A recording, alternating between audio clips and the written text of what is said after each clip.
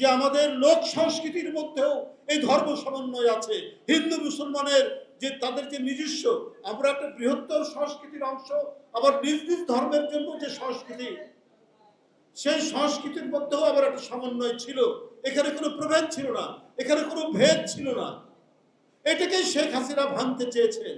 এটাকে দেখাতে চেয়েছেন এই দেশ সাম্প্রদায়িক, এই দেশ বিভেদ বিভাজনে ভরপুর।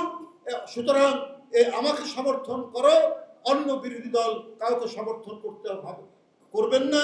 এই কারণে আমি জোর করে জনসমর্থন ব্যতি রেখে দিনের ভোট রাতে করে ভোট কেন্দ্রে ভোটারদেরকে যেতে না দিয়ে আমি নির্বাচন কমিশন দিয়ে ভোট ঘোষণা করব, সেটাকে সমর্থন দিই।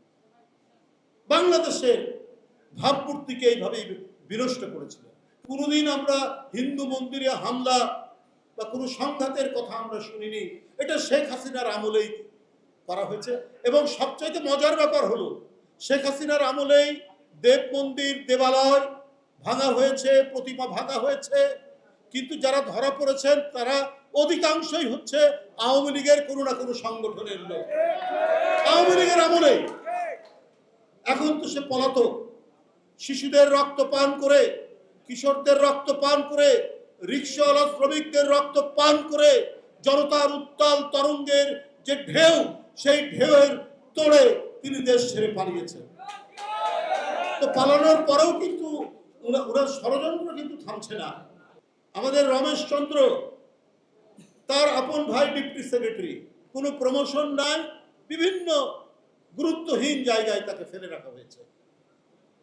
কারণ একটাই, ওরা বিএনপি করে।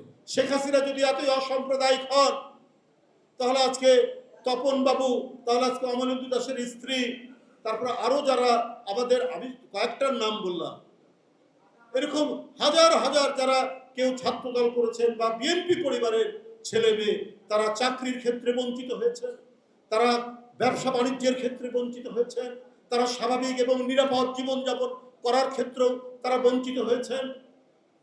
কাউকে রেহাই দেয়নি শেখ হাসিনা।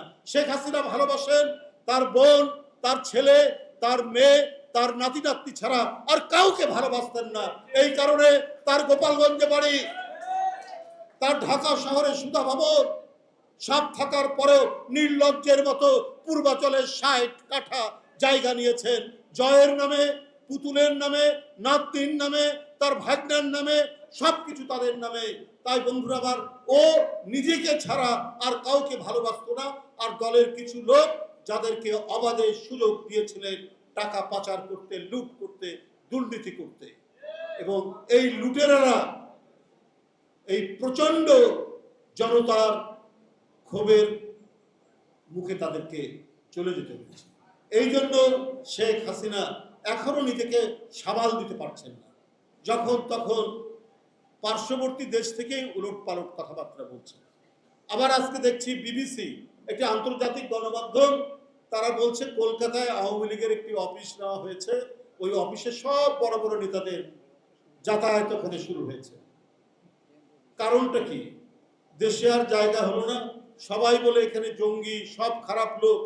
তা আজকে কলকাতায় আওয়ামী লীগের অফিস আপনারা খুললেন কেন? এটা তো আজকে সকলের প্রশ্ন।